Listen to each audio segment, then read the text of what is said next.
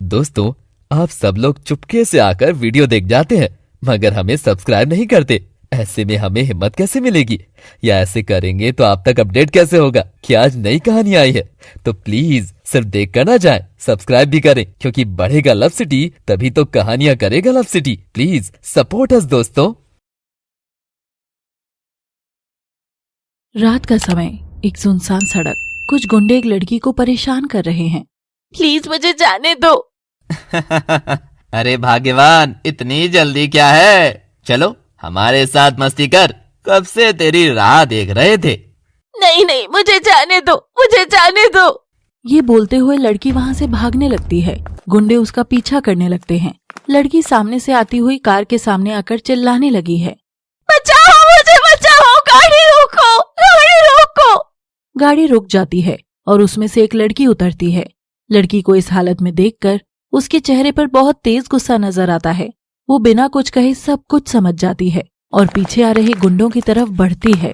अगर जान बचानी है तो अभी भाग जाओ, वरना वो हाल करूंगी कि तुम्हारी माँ भी बोलेगी कि इससे अच्छा तो होता मैं इनको पैदा ही नहीं करती।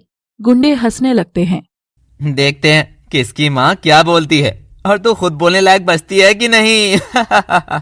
एक गुंडा उसकी तरफ बढ़ता है, लेकिन तभी शिखा एक जोरदार थप्पड़ मारती है। वो नीचे जा गिरता है और फिर उठता हुआ बोलता है, अब तू गई। शिखा उन सबकी अकेले धुनाई कर देती है। लड़की दौड़कर शिखा के पीछे छुप जाती है। गुंडे भाग जाते हैं। थैंक यू दीदी, आप कौन है? शिखा ने अपना काला चश्मा आंखों पर लगाते हुए फिल्मी स्टाइल में बोला, नाम है शिखा और पेशे से एसडीएम हूँ। लड़की हैरानी से शिखा को देखती है। शिखा उसे हौसला देकर घर भेज देती है। फिर अपनी कार में बैठती है और मुस्कुराती है। शिखा वो सिर्फ एक आम लड़की नहीं बल्कि एक जिम्मेदार अधिकारी बन चुकी है। दूसरी ओर अनिल एक छोटे से शहर में एक होटल में बैठा है। वो टूटा हुआ महसूस कर रहा है। तभी एक आदमी उसके पास आता है। तुम यहाँ ऐसे क्यों बैठे हो? अनिल कुछ नहीं बोलता, बस चुप बैठा रहता है। ठीक है, तुमको नहीं बताना है तो मत बताओ, बस मेरी मदद कर दो। वो मेरी गाड़ी खराब हो गई है और आज ड्राइवर भी नहीं आया है। Please help me. अनिल उठते हुए बोला, नो प्रॉब्लम, आई डू। वो आदमी के साथ जाकर उसकी गाड़ी को ठीक करता है और फिर उसका ड्राइवर बनकर गाड़ी चलाने लगता है। रास्ते में वो आदमी अनिल से बोला, तुम तो मुझे पढ़े लिखे भी लगते हो, आदत से भी बहुत अच्छे हो। तुम यहाँ बैठकर क्या कर रहे थे? मेरी पूरी दुनिया उजड़ गई, मैं किसी के लायक नहीं। अनिल बीती पूरी घटना आदमी को बताता है। उसके बाद वो आदमी बोला, ओ अच्छा, तो समझ आया, तुम एक पहचान की तलाश में हो। बेटा चलो, मैं तुम्हें एक रास्ता दिखाता हूँ। अनिल उस आदमी के साथ चला जाता है। वो उसे एक बड़ी कंपनी में नौकरी दिलवा देता है। अनिल मेहनत करने लगता है और कुछ सालों में अपनी पहचान बना लेता है। 3 साल बाद शहर के एक बड़े सरकारी दफ्तर में एक केस आता है। एक पुरानी हवेली वाले घर में औरतों पर अत्याचार की शिकायत दर्ज होती है। शिखा अपने ऑफिस में बैठी है। अचानक उसके सामने फाइल आती है और वो नाम देखकर चौंक जाती है। ये तो अनिल के घर का केस है। शिखा अपनी कुर्सी से उठती है और तुरंत अपनी टीम के साथ उस हवेली में पहुंचती है। हवेली के अंदर सास नंद घर के नौकरों को डांट रही हैं। तभी दरवाजे पर एक जोरदार दस्तक होती है। कौन है? दरवाजा खुलता है और शिखा अंदर आती है। उसकी आंखों में आज अलग ही चमक थी। तुम? जी हाँ, अब एसडीएम शिखा, आपके घर में घरेलू हिंसा की शिकायत मिली है, जांच करने आई हूँ। तुम यहाँ हमारे घर में कैसे आ सकती हो? कानून के अधिकार से। औरतों पर अत्याचार करने वालों को सबक सिखाने का वक्त आ गया है। सास घबरा जाती है। तभी एक आवाज आती है, ये सब करने की जरूरत नहीं शिखा। सभी पीछे मुड़कर देखते हैं। अनिल दरवाजे पर खड़ा है क्योंकि वो भी अपनी माँ से मिलने के लिए आया था। वो उनको ये बताना चाहता था कि वो अब एक सफल इंसान बन चुका है, लेकिन यहाँ तो माजरा कुछ और ही था। मैं जानता हूँ तुम सही कह रही हो, मैं अपनी माँ और बहन की गलती मानता हूँ, पर मैं तुम्हें ये भी बताना चाहता हूँ कि यहाँ ऐसा कुछ नहीं है। एक ही नाम की 2 हवेली हैं। बेहतर है कि तुम दूसरे बंगले में जाकर इंक्वायरी करो। शिखा और अनिल की आंखें मिलती हैं। कई सालों बाद मिले तो दोनों आपस में बहुत बात करते हैं और बातों बातों में अनिल उसे बताता है कि उसकी लाइफ और वो दोनों बदल गए हैं। तब शिखा बोली, अच्छा है कि तुम बदल गए अनिल, पर अभी मैं तुम्हारी जिंदगी का हिस्सा नहीं बन सकती। मुझे एहसास है और मैं तुम्हारे फैसले की इज्जत करता हूँ। शिखा बिना कुछ कहे मुड़ती है और हवेली से बाहर चली जाती है। कुछ दिन बाद शिखा अपने ऑफिस में बैठी होती है। तभी दरवाजे पर दस्तक होती है। मैडम, कोई आपसे मिलने आया है। कौन? दरवाजा खुलता है और एक आदमी अंदर आता है। शिखा चौंक जाती है। तुम? आदमी का चेहरा नजर आता है। वो कोई और नहीं बल्कि आदित्य है, शिखा का कॉलेज फ्रेंड, जो अब एक मशहूर वकील बन चुका है। क्या एसडीएम मैडम मुझे भूल गई? आदित्य, तुम यहाँ कैसे? तुम्हारे शहर में केस के सिलसिले में आया था। पता चला कि मेरी पुरानी दोस्त यहाँ की एसडीएम बन गई है, तो सोचा मिल लूं। बहुत अच्छा किया, बैठो ना। दोनों बैठकर पुरानी बातें करने लगते हैं। आदित्य शिखा की सफलता देखकर खुश होता है और शिखा को भी आदित्य से मिलकर अच्छा लगता है। वैसे तुम्हारी कहानी मैंने सुनी थी, तुमने बहुत कुछ सहा है शिखा। हाँ, लेकिन अब मैं खुद को कमजोर नहीं होने दूंगी।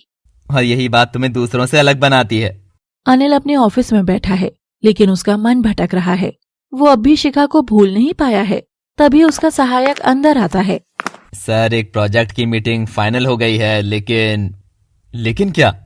ये सरकारी प्रोजेक्ट एसडीएम शिखा के जरिए अप्रूवल होगा। अनिल चौंक जाता है, फिर मुस्कुराकर कहता है, तो एक बार फिर हमारी मुलाकात होगी। उसकी आंखों में एक नई उम्मीद झलकती है। कुछ दिन बाद सरकारी दफ्तर में एक बैठक होती है। कई लोग एक बड़े प्रोजेक्ट के सिलसिले में इकट्ठे होते हैं। शिखा मीटिंग हॉल में आती है। उसकी नजर सामने बैठे व्यक्ति पर पड़ती है, जो कि अनिल था। दोनों की आंखें एक बार फिर मिलती हैं। एक पल के लिए सन्नाटा छा जाता है। फिर शिखा प्रोफेशनल अंदाज में बात शुरू करती है, तो इस प्रोजेक्ट की पूरी रिपोर्ट मुझे दिखाइए। जी मैडम। अनिल सब रिपोर्ट दिखाता है। कुछ देर बाद जब मीटिंग खत्म हो जाती है, तब अनिल शिखा से बात करने की कोशिश करता है और बोलता है, शिखा, क्या हम बात कर सकते हैं? अगर ये काम से जुड़ा है तो हाँ, वरना नहीं। सिर्फ 2 मिनट प्लीज। शिखा ठहर जाती है। अनिल उसके पास आता है। मैं जानता हूँ तुमने बहुत दर्द सहा है, लेकिन मैंने भी खुद को बदला है शिखा। मैं तुम्हें फिर से खोना नहीं चाहता। अनिल, मैंने तुम्हें पहले ही माफ कर दिया था, लेकिन अब मैं पीछे मुड़कर नहीं देख सकती। मेरी जिंदगी में अब कोई और जगह ले चुका है। अनिल चौंक जाता है। कोई और? तभी आदित्य अंदर आता है। वो शिखा के पास आता है और मुस्कुराकर कहता है, शिखा, क्या तुम तैयार हो? हमें निकलना है। शिखा आदित्य के साथ निकल पड़ती है। अनिल सब समझ जाता है। पहले तो वो उदास होता है और फिर मुस्कुराता हुआ कहता है, मुझे खुशी है कि तुम्हें तुम्हारी खुशी मिल गई शिखा। शिखा और आदित्य एक कॉफी शॉप में बैठते हैं। आदित्य उसकी ओर देखता है और कहता है, क्या तुम अब खुश हो शिखा? हाँ, अब मुझे खुद पर गर्व है। मैंने खुद को खोया नहीं, बल्कि नया रास्ता बनाया है। आदित्य मुस्कुराता है। बाहर बारिश हो रही होती है। शिखा खिड़की से बाहर देखती है और उसकी आंखों में सुकून झलकता है। अगले दिन शिखा अपने ऑफिस में बैठी होती है। तभी दरवाजे पर दस्तक होती है। वो सिर उठाकर देखती है। अनिल खड़ा है। अब क्या काम है अनिल? इस बार कोई काम नहीं, बस एक न्योता देने आया हूँ। मेरी शादी हो रही है और मैं चाहता हूँ कि तुम भी मेरी शादी में जरूर आओ। शिखा चौंक जाती है, लेकिन अपने भाव छुपाकर सामान्य दिखने की कोशिश करती है। ओह, तुम तो मुझसे शादी करना चाहते थे ना? हाँ, चाहता था, लेकिन अब नहीं। उसकी आंखों में एक अजीब सी शांति होती है। शिखा उसे देखती रहती है, लेकिन कुछ कह नहीं पाती। अनिल जाने के लिए मुड़ता है। तभी शिखा बोलती है, अनिल, मेरी भी शादी हो रही है आदित्य से। तुम भी शादी में जरूर आना। और हाँ, मेरी शादी तुम्हारी शादी से पहले हो रही है, तारीख याद रखना। अनिल एक पल के लिए रुकता है, लेकिन फिर मुस्कुराकर चला जाता है। रात में शिखा और अनिल दोनों ही अपने अपने घरों में बेचैन हैं। शिखा दर्पण में खुद को देखती है, लेकिन उसके दिल में हलचल मची है। वो खुद से सवाल करती है, क्या मैं सही कर रही हूँ? क्या मेरा सच्चा जीवन साथी आदित्य है या फिर अनिल? दूसरी तरफ अनिल अपने कमरे में बैठा हुआ है। शिखा की तस्वीर हाथ में है। वो खुद से कहता है, अगर तुम खुश हो तो मैं भी खुश हूँ, लेकिन दिल को न जाने क्यों लगता है कि तुम आज भी मुझे प्यार करती हो। शिखा की शादी वाला दिन, बैंड बाजा, रोशनी और रौनक। शिखा की शादी का मंडप सजा हुआ है। वो लाल जोड़े में बैठी है, लेकिन उसके मन में द्वंद्व चल रहा है। आदित्य उसका हाथ पकड़ता है और फेरों की रस्म शुरू होती है। शिखा के हर कदम में भारीपन महसूस होता है। वो सोचती है, क्या मैं ये सही कर रही हूँ? फेरे पूरे होते हैं और पंडित जी घोषणा करते हैं, अब आप पति पत्नी हुए। फिर दूल्हा अपना सेहरा हटाता है। शिखा की सांसें थम जाती हैं। ये आदित्य नहीं, अनिल होता है। वो चौंक कर पीछे हटती है। तभी सामने से आदित्य आता है और मुस्कुराते हुए कहता है, दोस्तों, तुम्हारी आंखों और दिल की बात समझता हूँ शिखा। जब तुम खुद को धोखा दे रही थी, लेकिन तुम्हारी आंखों में अनिल के लिए प्यार साफ नजर आया मुझे। तो मुझे ये कदम उठाना पड़ा। ये क्या करने चली थी तुम?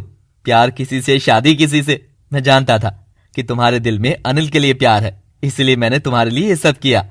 शिखा की आंखों से आंसू गिरते हैं। वो अनिल की तरफ देखती है। शिखा कुछ नहीं कह पाती। वो अनिल के गले लग जाती है और रो पड़ती है। चारों तरफ खुशियों की गूंज फैल जाती है। दोस्तों, उम्मीद है आपको ये कहानी पसंद आई होगी। ऐसी ही बेहतरीन कहानियां देखने के लिए जुड़े रहिए हमारे चैनल से। और हाँ, सब्सक्राइब करना ना भूलें। Thanks for watching.